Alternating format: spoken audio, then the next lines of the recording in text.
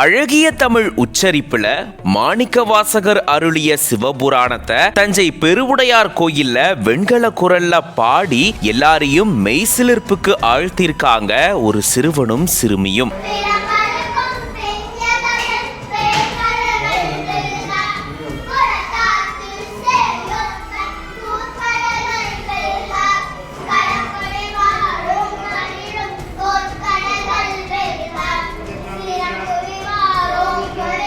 இவங்க பாடின பாட்டை கேட்டு சிவனே எழுந்து வந்துருவாரு போல அப்படின்ற அளவுக்கு உணர்வுகளை கொடுத்திருக்கு இவங்களுடைய குரல். வாங்க இதை பத்தி விரிவா இந்த வீடியோல பார்க்கலாம்.